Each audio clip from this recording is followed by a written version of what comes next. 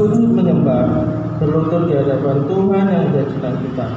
Sebab Dialah Allah kita, dan kitalah umat gembala-Nya, dan kawanan domba tuntunan tangan. Pertolongan kita adalah dalam nama Tuhan, yang menjadikan langit dan bumi. Kasih karunia dan damai sejahtera dari Allah Bapa kita dan dari Tuhan Yesus Kristus menyertai kami. Tuhan yang kita sembah dalam Yesus Kristus adalah Tuhan yang Maha Kuasa, Tuhan yang menebus kita, dan juga Tuhan yang bertahta di surga. Oleh sebab itu, mari kita menghampiri tahtanya. Kita mau memuji memuliakan Dia. Kita akan menyaksikan PPK nomor 8. Puji Tuhan yang Maha Kuasa.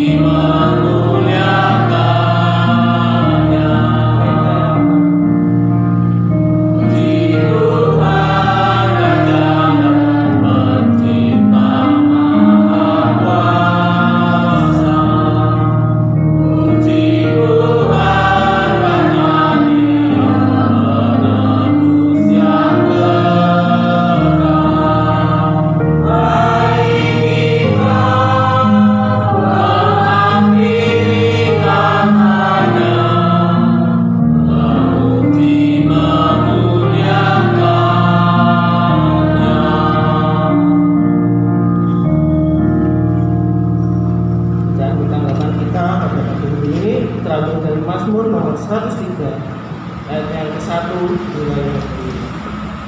Pujilah Tuhan hai jiwaku, pujilah namanya yang kudus hai segenap tubuhku. Pujilah Tuhan hai jiwaku, dan janganlah lupakan segala kebaikannya. Dia yang mengampuni segala kesalahanmu, yang menyembuhkan segala penyakitmu. Dia yang menebus hidupmu dari lubang kubur, yang memakai engkau dengan kasih setia dan rahmat. Bersama-sama, Dia yang memasang kesalahanmu dengan kebaikan, sehingga masa mudamu menjadi baru seperti pada dulu dan selalu. Mari kita bersatu berdoa. Ya Tuhan yang berkata di dalam surga, kami bersyukur pada hari ini Tuhan.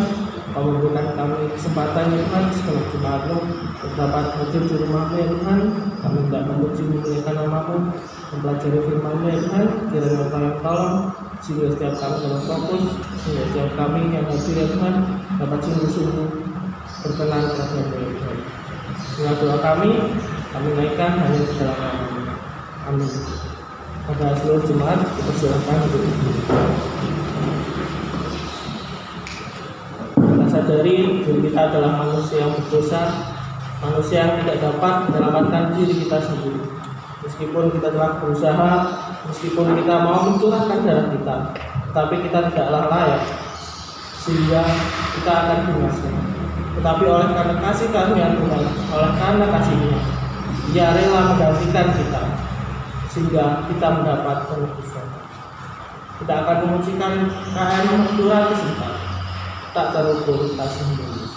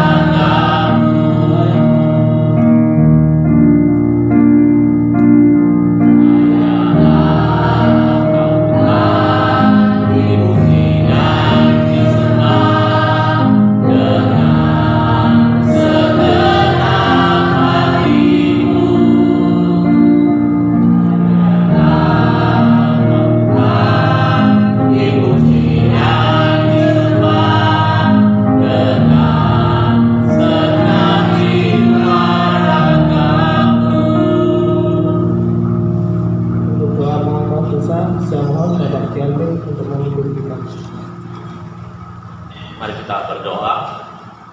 Tuhan dan Bapa kami yang ada di surga, kami mau berdoa memohon ampun untuk semua dosa-dosa yang sudah kami lakukan sepanjang seminggu kemarin hingga tadi pagi. Tuhan, kami mau berdoa, biarlah kami yang lemah ini, Tuhan, ingatkan selalu, murnikan hati nurani kami, sehingga ketika kami mendapat teguran dari Tuhan, peringatan dari teman sesama, kami boleh mengerti bahwa itu adalah hal yang tidak Tuhan inginkan. Bantu kami Bapa untuk peka terhadap peringatan-Mu, larangan-Mu, dan juga apa yang ingin Engkau kami lakukan. Biarlah kami boleh mengerti perintah-perintah-Mu dan menjalankannya. Tuhan, tolong kami Bapa, janganlah dosa-dosa yang ada dalam diri kami membuat hati nurani kami tumpul dan tidak mengerti mana yang itu merupakan kehendak Tuhan ataupun itu adalah bisikan dari iblis. Tolong ampuni kami Bapa, mohon kasih sayang-Mu dalam sisa hidup kami, supaya kami boleh berjalan beriring bersama Tuhan tanpa melakukan dosa sehari demi sehari.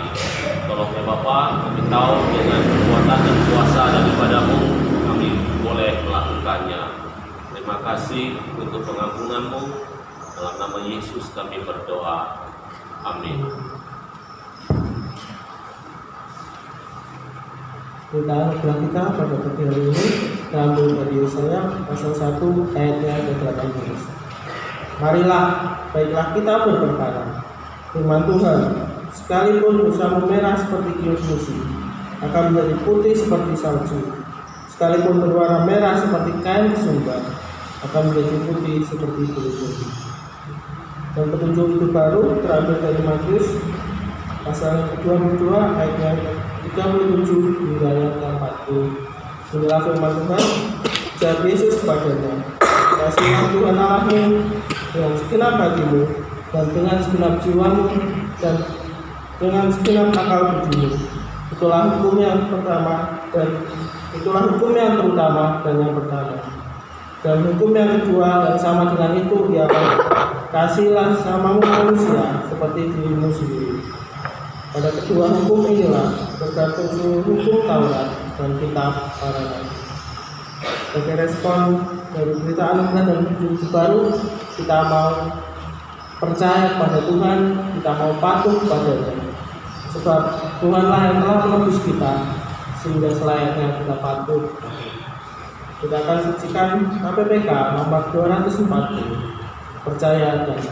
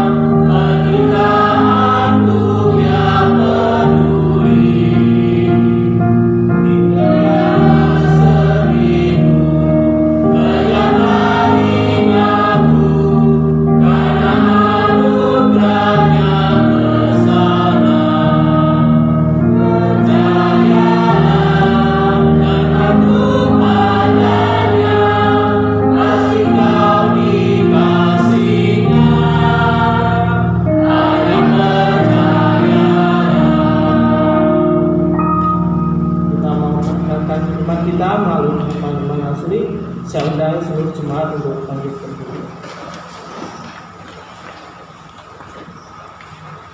Pengakuan iman rasuli. Aku percaya kepada Bapa yang Maha Kuasa, dari langit dan bumi, dan pada Yesus Kristus, Anaknya yang tunggal Tuhan kita, yang mengandung dari Roh Kudus, lahir dari Maria dan Maria, yang menderita sengsara di bawah pemerintahan Pontius Pilatus, disalibkan, mati dan dikuburkan, turun ke dalam kerajaan maut, pada hari yang ketiga bangkit pula dari antara para mati, naik ke surga, duduk di sebelah kanan Allah, Bapa yang Maha Kuasa, dan dari sana Dia akan datang untuk menghakimi orang yang hidup dan yang mati. Aku percaya kepada Roh Kudus, gereja yang penuh sesama, persekutuan Roh Kudus, pengampunan dosa, kebangkitan tubuh, dan hidup yang kekal. Amin. Sebagai orang percaya, tugas kita adalah untuk berdoa. Doa syafaat pada pagi hari ini, dengan pokok yang pertama adalah Kita berdoa untuk orang-orang yang mengalami bencana alam di banyak daerah di Indonesia. Kita juga mau berdoa untuk program Jumat Agung dan Paskah yang juga mulai dekat. Kita persiapkan, kita mau berdoa untuk program tersebut. Kita juga berdoa untuk penetapan hasil pemilu tanggal 20 yang akan datang. Kiranya hasil dapat diterima oleh semua pihak dan kondisi di Indonesia dapat tetap normal.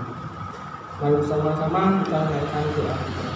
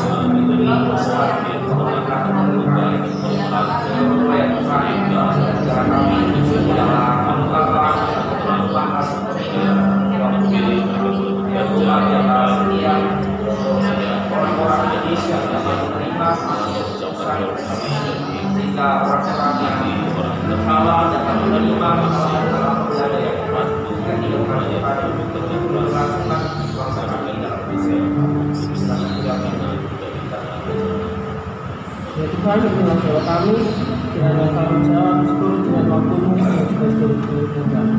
Dalam nama Tuhan Yesus kami sudah berdoa. Haleluya. Amin. Pada seluruh Jumat dipersilakan untuk duduk.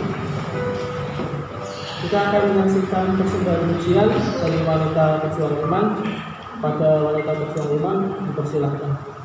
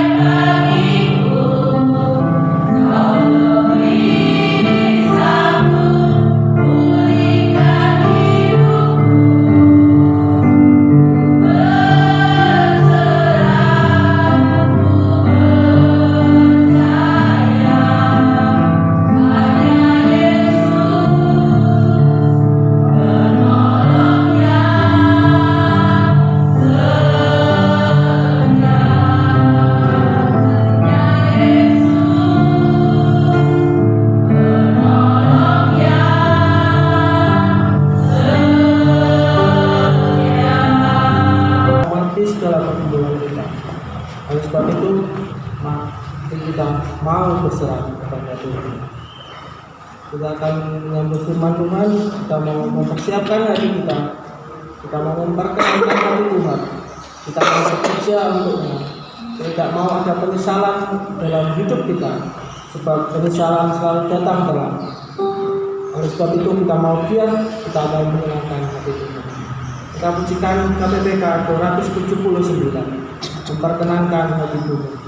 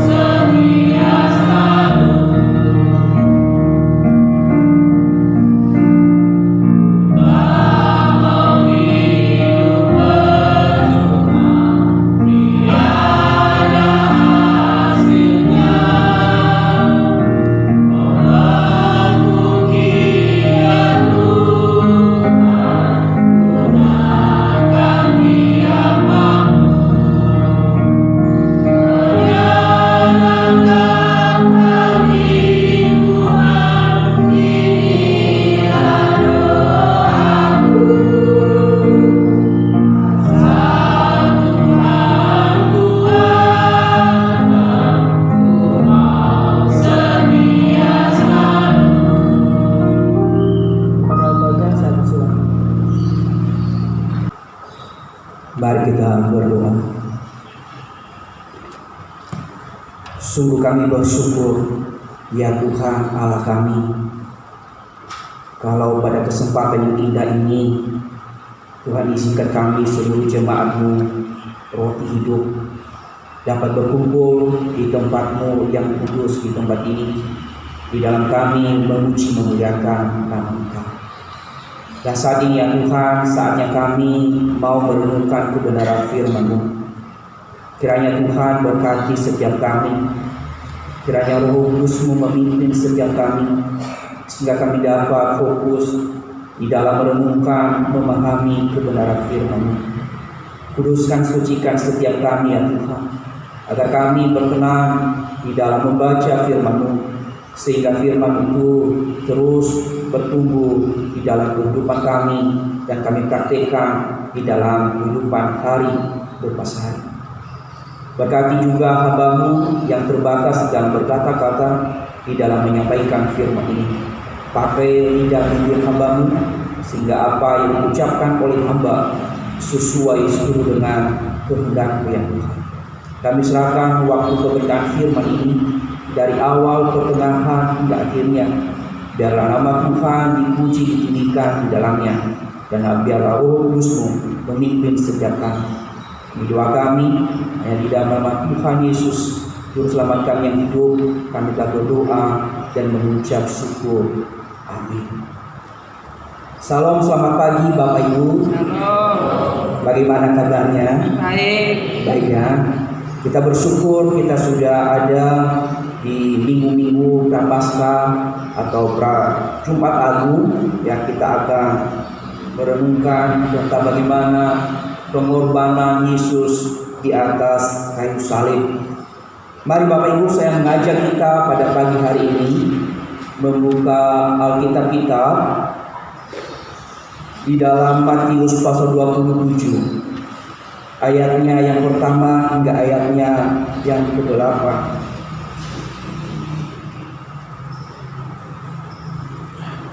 Sekali lagi saya mengajak setiap kita untuk membuka Alkitab kita di dalam Matius pasal 27. Ayatnya yang pertama hingga ayatnya yang ke-8.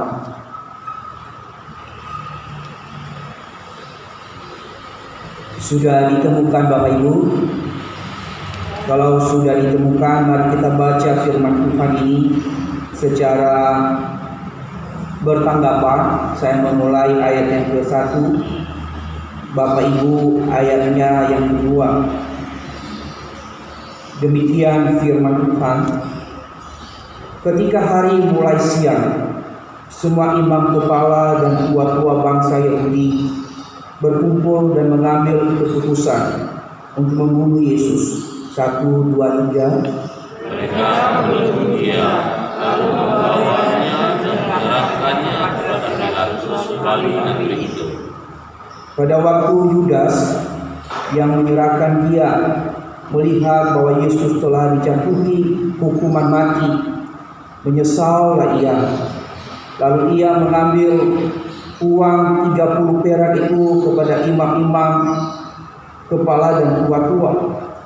Dan berkata, aku telah berdosa karena menyerahkan darah orang yang tak bersalah. Tapi jawab mereka, apa urusan kami dengan itu? Maka ia pun melemparkan uang perak itu ke dalam bait suci, lalu pergi dari situ dan menggantungkan diri. Imam-imam kepala mengambil uang perak itu dan berkata, masukkan uang ini ke dalam peti persembahan, sebab ini uang darah. Sesudah berunding mereka membeli dengan uang itu tanah yang disebut tanah tukang periuk untuk dijadikan tempat penguburan orang asing. Itulah sebabnya tanah itu sampai pada hari ini disebut tanah darah.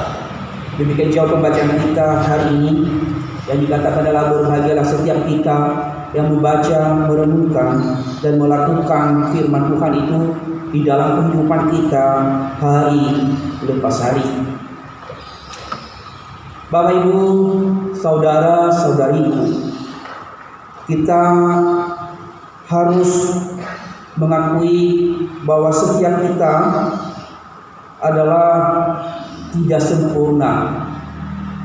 Sekali lagi kita harus mengakui keberadaan kita, bahwa setiap kita tidak ada yang sempurna di dunia ini. Seperti di dalam Pengkhotbah pasal 7 ayat 20 dan Mazmur 14 ayat 3, bahwa setiap manusia tidak ada yang hidup sempurna di dunia ini. Namun di dalam ketidaksempurnaan itu, Bapak Ibu, pasti kita melakukan hal yang keliru atau kesalahan di dalam bertindak dan mengambil suatu keputusan yang berefek merugikan diri sendiri dan juga merugikan orang lain. Sekali lagi, di dalam ketidaksempurnaan kita seringkali keliru, salah, lalai di dalam mengambil satu keputusan di dalam hidup ini. Itu dapat berefek di dalam diri kita sendiri dan juga bagi orang lain.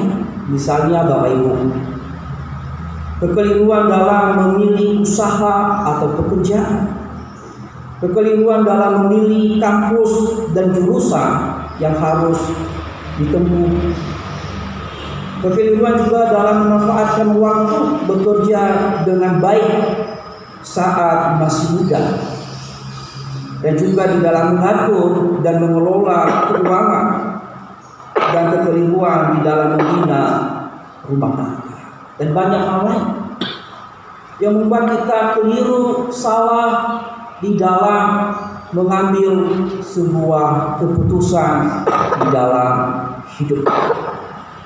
Tentu tadi didasarkan karena kita ini adalah tidak sempurna. ada kelemahan, ada kekurangan.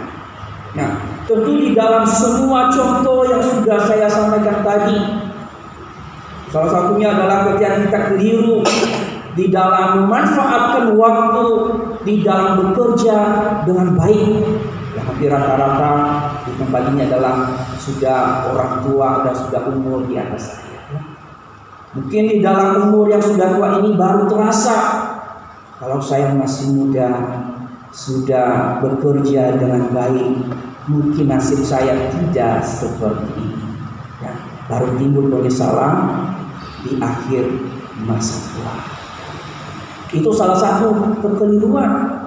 Ya, maka dalam hal itu tentu ketika kita menyadari bahwa kekeliruan yang kita lakukan, kesalahan yang kita lakukan hanya berujung pada penyesalan. Hanya berujung pada penyesalan. Ya. Bagaimana lagi? Karena waktu sudah berlalu. Waktu tidak bisa berputar kembali, Bapak Ibu. Jadi di saat kita mengambil satu keputusan salah, maka ujungnya adalah penyesalan di dalam hidup.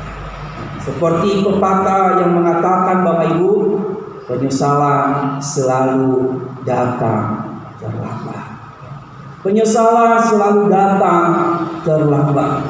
Seperti tema firman Tuhan hari ini yang akan kita renungkan secara bersama-sama di dalam firman Tuhan hari ini. Penyesalan memang selalu datang terlambat. Bapak Ibu pernah menyesal? Pernah menyesal Bapak Ibu? Pernah ya. Pasti kita sekali lagi tadi bahwa kita ini orang yang tidak sempurna. Pasti kita pernah melakukan kekeliruan di dalam bertindak, di dalam mengambil keputusan dalam hidup. Maka kita pasti berujung pada penyesalan. Ya. Di dalam firman Tuhan hari ini kita melihat tentang bagaimana juga Yudas Iskariot yang bertindak keliru, yang bertindak di dalam melakukan kesalahan. Dia menyesal juga. Ya. Ketika dia sadar bahwa apa yang dia lakukan, bahwa apa yang dia buat, dan sadar, barulah timbul penyesalan.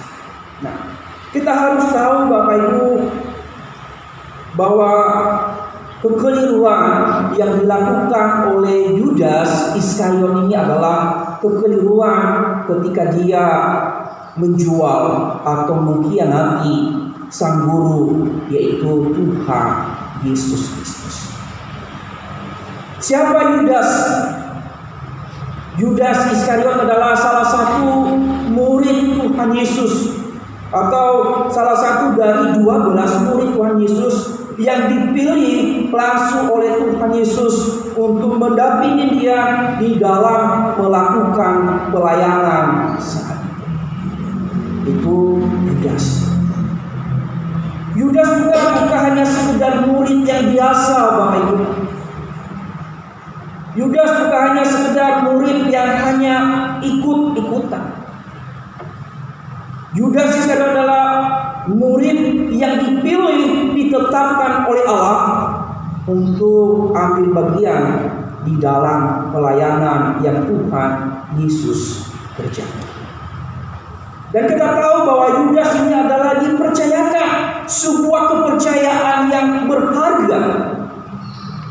Kepercayaan apa yang dipercayakan kepada Yudas Iskariot, Bapak Ibu? Kepercayaan yang diberikan kepada Yudas di antara para murid yang lainnya adalah dijadikan sebagai bendahara para rasul.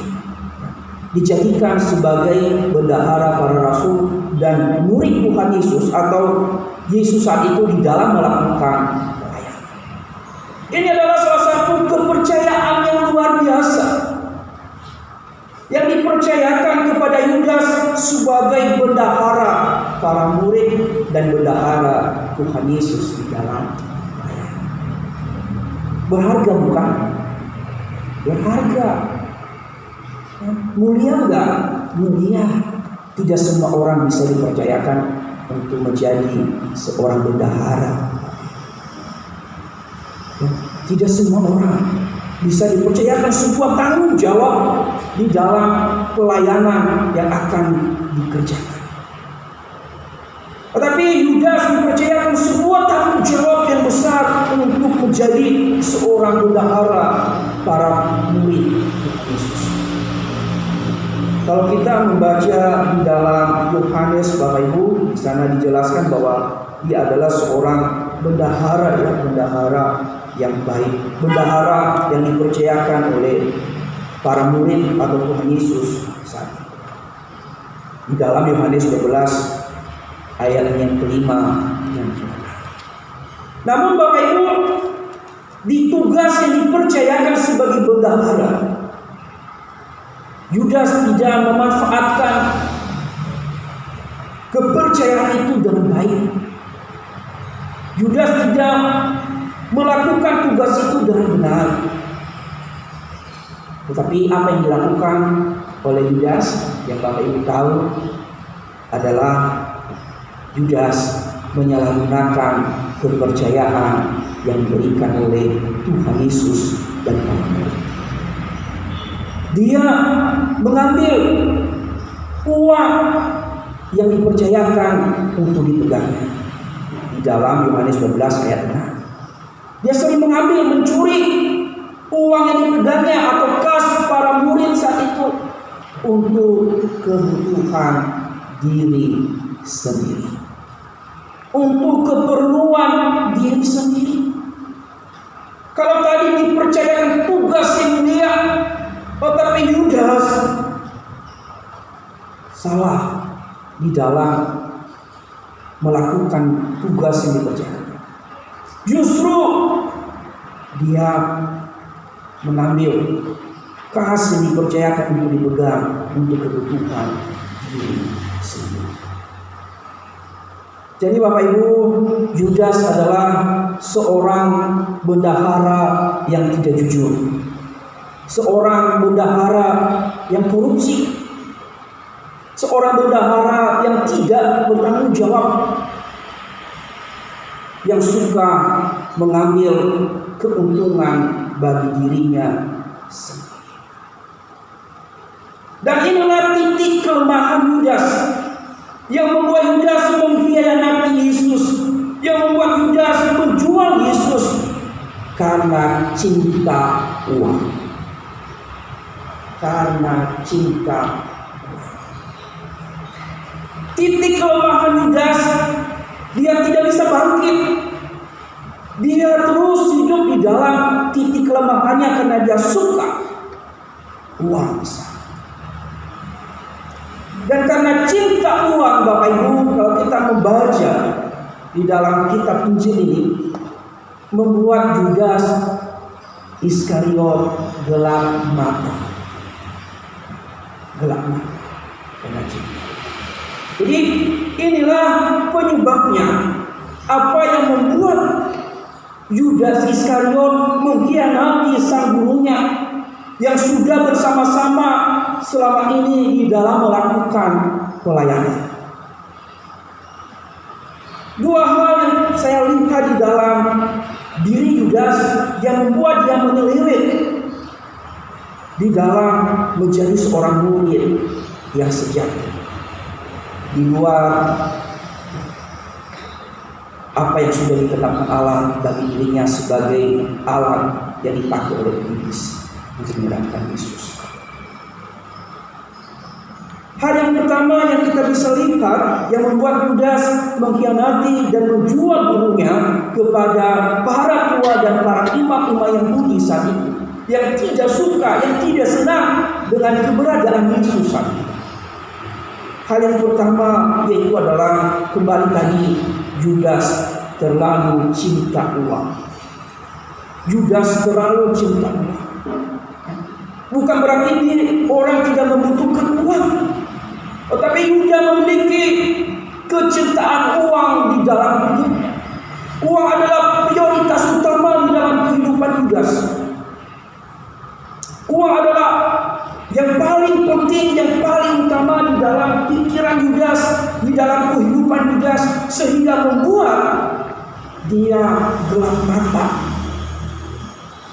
sehingga dia tidak berpikir panjang ke depan. Dia tidak mempertimbangkan banyak hal, karena dia sudah cinta uang. Sehingga Bapak Ibu, dia menjual Yesus 30 perak, karena mungkin saat itu tidak ada uang di tangan Yudas. Bahkan juga Bapak Ibu, Yudas ini karena dia sudah cinta uang, dia sudah benar-benar membuat hidupnya itu hanya orientasinya pada uang. Sehingga ketika Yudas ini dapat menghalalkan berbagai macam cara untuk mendapatkan uang, di mana ketika Tuhan Yesus diurapi oleh Maria saat dengan minyak wangi dan waspada, dipecahkan oleh Maria untuk membasuh Yesus. Dan ketika Yudas Iskariot melihat tindakan Maria, Yudas Iskariot marah. Kata Yudas Iskariot, ngapain ada pengurusan? Mengapa harus membuang minyak narawasnya begitu mahal harganya? Lebih baik dijual dan diberikan kepada orang miskin. Di dalam Yohanes 12 ayat 5 sampai 6. Dikatakan itu bukan untuk menolong orang miskin, Bapak Ibu, karena ada motivasi tersembunyi di dalam keinginan cinta uang. Kalau minyak narawas dijual dengan harga begitu mahal, pasti nanti kasnya atau uang itu dititip ke Yudas untuk disimpan, dengan alasan nanti diberikan kepada orang miskin. Tapi tahu-tahu nanti Yudas diam-diam dikatakan mencuri, mengambil untuk kebutuhan dirinya. Nah, jadi dia beralasan banyak alasan yang dibuat oleh Yudas Iskariot supaya dia bisa dapat uang. Jadi Yudas Iskariot ini adalah buta mata, gelap mata karena sudah cinta. Jadi sehingga dia tidak dikatakan sebagai bendahara yang baik. Tapi kalau bendahara roh hidup adalah bendahara yang jujur, ya. Bendahara yang baik, ya. Kalau Yudas adalah bendahara yang tidak jujur, dia sering mengambil uang di dalam kas yang pegang. Tetapi bendahara kita bukan mengambil, justru menambah. Amin. Jadi Bapak Ibu, itulah penyebabnya Yudas ini nanti yang membuat dia gelap mata di dalam mengkhianati Yesus. Yang kedua Bapak Ibu adalah yang membuat Yudas mengkhianati Yesus, menjual Yesus, adalah kemarahan dan sakit hati. Marah, sakit hati. Di mana Yudas Iskariot ini marah dan sakit hati? Di dalam tadi Yohanes pasal 12 ayat 6 atau ayat 5, di mana ketika Maria mengurapi Yesus dengan minyak uang yang begitu berharga, Yesus menegur para murid saat itu. Yesus menegur Yudas bahwa janganlah sesahkan Maria, dia sudah memberikan yang terbaik untuknya.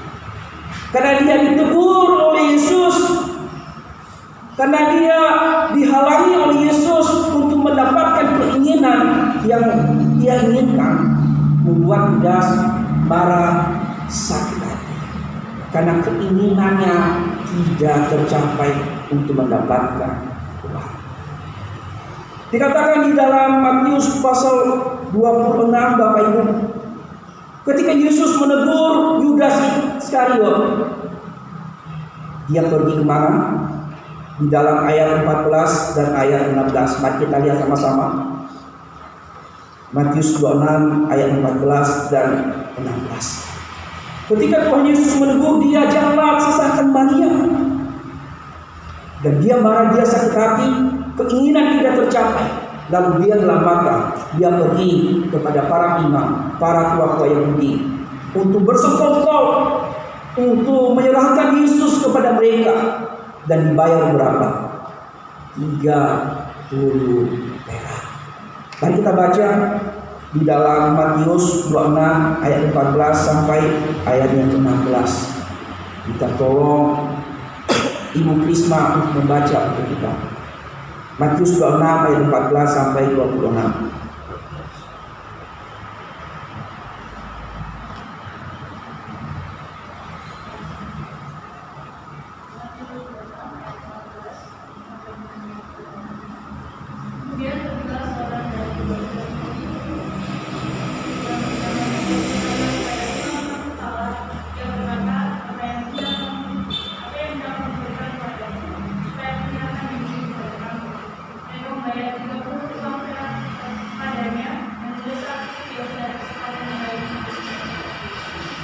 Terima kasih. Jadi Bapak Ibu, inilah yang membuat Yudas mengkhianati Yesus, yaitu marah dan sakit hati dan keinginan yang tidak tercapai. Sehingga dia menjual Yesus dengan harga 30 perak. Tanpa pikir panjang, tanpa memikirkan apa yang terjadi ke depan.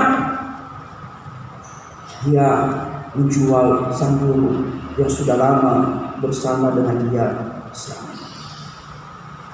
Namun Bapak Ibu, ketika dikatakan di dalam pembacaan kita, karena dia sudah terang mata dan sudah menyerahkan Tuhan Yesus kepada para imam dan para tua-tua Yahudi. Dan ketika dia mengetahui bahwa para tua dan imam-imam Yahudi telah sepakat dan telah menjatuhi hukuman mati bagi Yesus, di dalam ayat yang kita baca, di dalam ayatnya yang pertama, barulah Yudas sadar bahwa apa yang dia lakukan selama ini, mungkin dia pikir bahwa hanya sekedar ketika dia menyerahkan Yesus, dia pikir bahwa para imam Yahudi, para tua Yahudi hanya cuma memenjarakan Yesus atau menahan Yesus atau menghina Yesus, tidak sampai untuk membunuh. Tetapi ketika dia tahu Yesus telah dijatuhkan hukuman mati oleh para imam, dan Yudas baru menyesal di dalam ayat 3 sampai ayatnya yang keempat. Dikatakan di dalam ayatnya yang ketiga, Bapak Ibu, di dalam ayat ketiga, pada waktu Yudas menyerahkan dia, melihat bahwa Yesus telah dijatuhi hukuman mati, menyesal lagi. Sekalipun menyesal, nasi sudah menjadi bubur. Gara-gara tidak banyak pertimbangan, akhirnya nasi sudah menjadi bubur. Dikatakan dia kembali kepada para imam. Dia mencoba untuk mengembalikan Yesus, yang mencoba untuk menghalangi niat para imam-imam Yahudi yang telah menjatuhkan hukuman mati bagi Yesus, dengan berkata di dalam ayatnya yang keempat, dan berkata, aku telah berdosa karena menyerahkan darah orang yang tidak bersalah. Tetapi sekali lagi, sekalipun dia menyesal, tekad dan komitmen para tua sudah bulat untuk membunuh Yesus. Tetapi Yudas tidak bisa lagi menghalangi.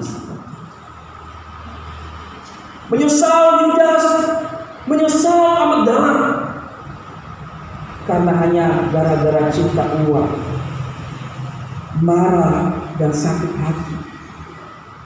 mengambil kekeliruan, mengambil keputusan yang salah di dalam hidup. Sehingga apa yang dia lakukan, Bapak Ibu, karena dia merasa berdosa karena menyerahkan orang yang tidak bersalah, dia melakukan hal yang salah. Sudah salah, masih salah. Sudah menjual Yesus, lalu dia menyesal, tidak mengaku dosa di hadapan Tuhan. Justru apa yang dia lakukan? Dia gantung diri. Dia bunuh diri. Berbeda dengan Petrus, Bapak Ibu. Kalau kita membaca di dalam perikop sebelumnya, Petrus juga sama-sama menyangkal Yesus ketika Yesus ada diperhadapkan dengan Bapa. Petrus menyangkal Yesus 3 kali sebelum ayam berkokok saja. Tapi ketika dia menyadari bahwa apa yang dia lakukan, dia menyesal, menangis dan sedih. Di dalam ayatnya pasal 26, ayatnya yang ke-75, Bapak Ibu, kalau kita baca, Petrus menangis dan sedih. Dan dia tahu, dia menyesal bahwa apa yang dia lakukan adalah dosa di hadapan Tuhan. Dan kita tahu Petrus bertobat, tidak seperti Yudas. Yudas menyesal, ya, tapi Yudas tidak bertobat. Tapi Petrus menyesal, tapi Petrus bertobat. Inilah perbedaan antara Yudas Iskariot dan Petrus. Dia menyesal akan dosanya, tapi dosa yang dia lakukan itu membuat dia terpuruk, sehingga tidak lagi melihat, memandang bahwa pengampunan ada bagi orang-orang yang sungguh-sungguh mau bertobat. Yudas Iskariot tidak lagi melihat bahwa Allah sanggup memulihkan keberadaannya yang ada di dalam keberdosaan. Di dalam Yoel pasal 2 ayat 13, di sana kita melihat bahwa ketika Allah ada orang-orang yang ingin mau menyesal akan dosa-dosa, maka Tuhan akan memberikan pengampunan. Di dalam Yoel pasal 2 ayat 13, koyakkanlah hatimu dan janganlah pakaianmu, berbaiklah kepada Tuhan Allahmu, sebab Ia pengasih dan penyayang, panjang sabar dan berlimpah kasih setia, dan menyesal karena hukumannya. Di dalam 1 Yohanes pasal 1 ayat 9, bisa kita melihat juga, jika kita mengaku dosa kita, maka Ia adalah setia dan adil, sehingga Ia mengampuni segala dosa kita dan menyucikan kita dari segala kejahatan. Artinya Tuhan masih memberikan kesempatan pengampunan bagi setiap orang yang sungguh-sungguh mengakui dosa dan kesalahannya yang diperbuatnya di hadapan. Tetapi Yudas tidak melihat hal itu. Terlepas dari apa yang sudah ditetapkan oleh Tuhan di dalam hidupnya, dia terpuruk di dalam masa lalunya. Dia tidak mau bangkit sama seperti Petrus, mau mengakui hal itu di hadapan Tuhan, supaya dia bisa lagi memulai hal yang baru. Penyesalan memang tidak dapat memperbaiki masa lalu, Bapak Ibu. Tetapi penyesalan adalah awal memulai hidup yang baru. Sekali lagi, memang penyesalan tidak dapat memperbaiki masa lalu kita, atau perilaku kita, perbuatan kita. Tetapi ketika kita menyesal, sadar akan hal yang kita buat, penyesalan itu membawa kita untuk memulai hal yang baru, untuk hidup berkenan pada Tuhan. Tetapi Yudas Iskariot tidak sampai di titik ini. Justru dia melakukan hal yang sangat fatal. Dikatakan Bapak Ibu ketika dia gantung diri. Kalau kita membaca di dalam pembacaan kita ini, di dalam ayat yang kelima hingga ayat yang ke-6, gantung diri, pergi dia lemparkan uang yang dia terima di dalam bait suci, dia gantung diri. Dan kalau kita membaca di dalam Kisah Para Rasul, Yudas Iskariot ketika dia gantung diri, dia jatuh terselungkup dan perutnya pecah di bawah, karena waktu dia gantung diri adalah sudah memasuki hari Sabat. Berarti setelah hari Sabat baru diketahui dia sudah mati, sehingga dia sudah busuk. Ketika dia dilepas dari gantungan dirinya, jatuh, dan itulah yang membuat dia pecah dan dikuburkan di tanah di mana para imam membeli dari uang 30 perak itu dari itu.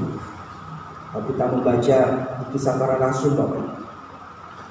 Jadi pembelajaran penting di dalam firman Tuhan hari ini. Pelajaran penting bagi kita sebagai orang-orang percaya saat ini, yaitu sebagai orang percaya kita harus hati-hati dalam bertindak dan mengambil suatu keputusan dalam segala hal. Kita tidak boleh sembarangan bertindak, kita tidak boleh bersembarangan mengambil keputusan,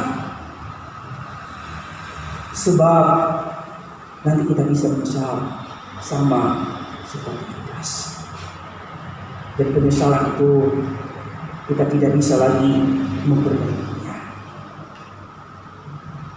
Jangan kita mengambil keputusan di saat kita marah, di saat kita sakit hati. Itu akan hasilnya akan fatal, tidak akan membawa suatu kebaikan di dalam hidup kita. Kita harus banyak pertimbangan dan juga kita harus pandang jauh ke depan di dalam kita mengambil keputusan di dalam hidup kita yang harus kita lakukan. Kita harus mempertimbangkan banyak hal. Kita harus pandang jauh ke depan ketika kita memutuskan sesuatu apa yang kita lakukan, supaya nanti kelak tidak berefek pada diri kita sendiri dan juga kepada orang lain. Dan yang terakhir, Bapak Ibu, jangan biarkan penyesalan atau masa lalu atau dosa atau kekeliruan yang Bapak Ibu lakukan selama ini membuat kita terpuruk, lalu mengambil jalan yang salah, lalu menyendiri. Tuhan tidak menghendaki seperti itu. Ketika kita tahu bahwa diri kita adalah salah, keliru di dalam melakukan sesuatu, kita salah, kita sudah melakukan dosa di hadapan Tuhan. Ingat tadi di dalam 1 Yohanes pasal 1 ayat 9, tangan Tuhan terbuka bagi kita. Dia masih memberikan kita kesempatan pengampunan, asal kita sungguh-sungguh mengakui dosa kita di depan Tuhan. Ingat tadi bahwa setiap manusia tidak sempurna di dunia. Ketika kita sadar bahwa saya sudah berdosa, kita akui, kita minta pengampunan di hadapan Tuhan. Kita tinggalkan kekeliruan itu, kita tinggalkan dosa itu, kita berbalik kepada Allah, karena tangan Allah, tangan Tuhan terbuka bagi setiap orang-orang yang mau menyesali dosa-dosanya, yang mau menggoyahkan hatinya seperti kata Yoel di pasal 2 ayat 13, yang menggoyahkan hatinya menyesali semua dosa itu dan berjanji dia tidak akan mau lagi mengulangi dosa. Kata Tuhan yang memberikan pengampunan. Mungkin kita selama ini juga, Bapak Ibu, banyak kekeliruan yang kita alami, kesalahan yang kita lakukan di dalam hidup kita, di dalam rumah tangga kita, di dalam hal-hal yang kita lakukan. Mungkin kita merasa tertuduh dengan dosa-dosa yang kita lakukan selama ini. Memang iblis sukanya seperti itu. Di mana letak kesalahan kita, iblis memakai itu menuduh kita untuk melakukan hal yang lebih lagi amat dalam di dalam dosa. Tetapi ketika kita sadar dan menyesali itu, sama seperti Petrus, Tuhan memberikan kita pengampunan. Maukah Bapak Ibu menyesali dosa-dosa yang sudah dilakukan selama ini, sama seperti Petrus? Mau? Biarlah firman Tuhan ini mengingatkan kita. Hati-hati di dalam mengambil keputusan, karena penyesalan memang selalu terlambat. Penyesalan memang tidak dapat memperbaiki masa lalu, tetapi penyesalan adalah awal memulai hidup yang baru. Hiduplah di hadapan Tuhan dengan sungguh-sungguh melakukan kehendaknya. Amin untuk firman Tuhan. Mari kita berdoa. Bapa yang baik, Bapa yang mengasihi kami sungguh bersyukur untuk kebenaran firman Tuhan yang mengingatkan kami, yang menegur kami pada pagi hari ini, agar kami sebagai orang percaya, sebagai umat tebusan Tuhan, agar kami berhati-hati di dalam mengambil keputusan di dalam hidup kami, agar kami tidak salah di dalam menentukan arah yang kami lakukan. Jika selama ini kami mengalami kekeliruan dalam hidup kami, melakukan kesalahan, ampuni kami, agar kami dapat layak di hadapan Tuhan dan tetap menjadi anak yang setia di dalam Tuhan. Tuhan berkati setiap kami, berkati seluruh jemaat Tuhan yang sudah mendengar firman Tuhan hari ini. Dalam firman Tuhan ini terbuka di dalam hati mereka, sehingga mereka dapat melakukannya di dalam kehidupan lepas pribadi, bahkan juga di dalam kehidupan rumah tangga, dalam kehidupan pekerjaan, dalam kehidupan usaha. Biarlah setiap jemaat Tuhan yang sudah mendengar firman ini, dalam mereka di dalam penyesalan akan dosa, mereka memulai hidup yang baru yang berkenan di hadapan Tuhan. Ini doa kami hanya di dalam nama Tuhan Yesus. Untuk selamat kami hidup, kami telah berdoa dan mengucap syukur. Amin. Kita kembalikan kepada kami. Puji Tuhan, kita telah menerima firman yang disampaikan oleh Bunda. Ini tiba saatnya kita memberikan persembahan sebagai wujud rasa syukur kita. Yang bertugas Saudara Marcel dan Saudari Thailand. Sambil persembahan dijalankan, kita akan pujikan KN 198 Tiada Kurang-Kurang. Tanah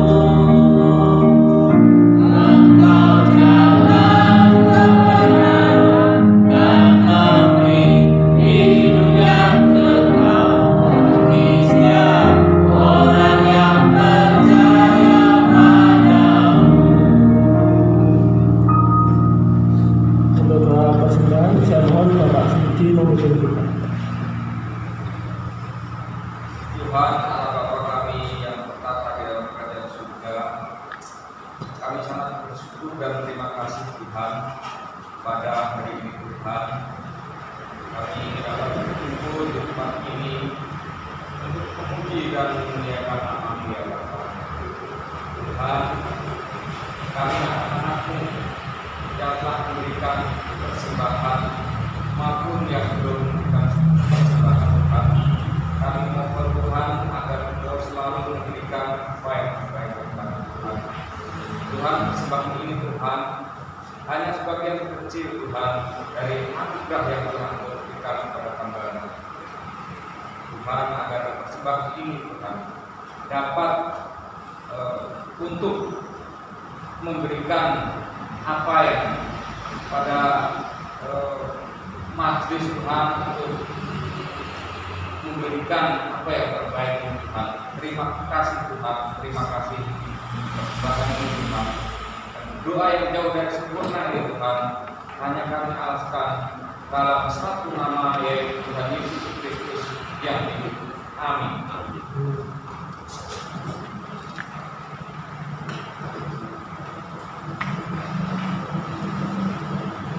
Saya akan membacakan fakta pada pagi hari ini. Yang pertama, apakah ada jemaat yang belum datang? Kami mengucapkan selamat datang apabila ada. Belum ada, kiranya kita semakin giat sehingga ada jemaat baru yang beribadah bersama kita. Untuk ibadah sekolah minggu akan dilaksanakan setelah ibadah umum selesai. Yang kedua, untuk ibadah wanita perjuangan iman dilaksanakan pada hari Rabu 20 Maret 2024 pukul 5 sore dan tempat di rumah Saudari Dia.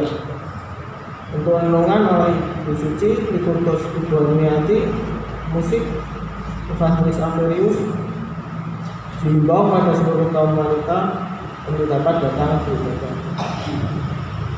Lalu untuk ibadah pemuda remaja Ora Elabora dilaksanakan pada hari Sabtu 23 Maret 2024 pukul 5 sore di tempat di Jalan Cokro Aminata nomor 160A yang bertugas renungan Injil Averius, liturgus Saudara Andreas, musik Saudara Mimi. Diharapkan pada seluruh pemuda remaja untuk dapat hadir. Kami mengucapkan selamat ulang tahun kepada anak elang Saudari Nika dan Ibu Suprihatin. Apakah hadir? Ya, mungkin tidak hadir. Oh, ya, selamat ulang tahun. Lalu untuk program Anak Bible, kiranya kita dapat lebih giat dalam membaca Alkitab melalui grup ini. Lalu untuk laporan persembahan sudah tertera di warta. Apabila ada keliruan dapat menghubungi bendahara gereja. Lalu untuk persembahan juga dapat diberikan melalui transfer ke rekening bendahara gereja yang tertera di warta. Untuk penata layanan Minggu 24 Maret 2024 mengkhotbah oleh Evangelis Nola secara online, liturgus Saudari Lydia, musik Saudari Joy, backing vokal Ibu Dian dan Saudari Mimi, kolektor Bapak Ibu Purwanto, penyambut Ibu Emiati dan Ibu Susi. Demikian pembacaan warta. Saya mengundang seluruh jemaat untuk bangkit berdiri. Kita pujikan Gusti dan menghormati Tuhan.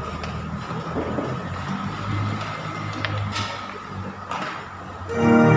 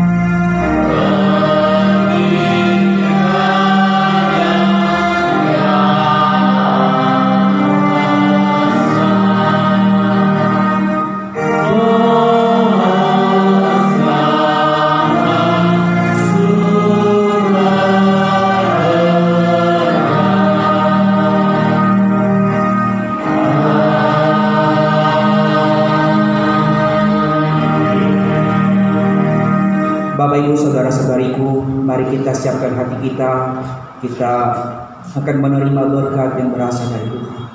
Namun ingat firman Tuhan yang telah mengingatkan kita hari ini, bahwa marilah kita hidup dengan sungguh-sungguh mau menyesali dosa di hadapan Tuhan dan menyerahkan hidup kita sepenuhnya di hadapannya.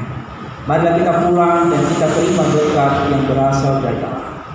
Kiranya kasih dari Allah Bapa dan persekutuan dari Roh Kudus dan penyertaan dari Roh Kudus menyertai kita dari saat ini hingga sampai kedatangan Kristus yang kedua kalinya. Amin.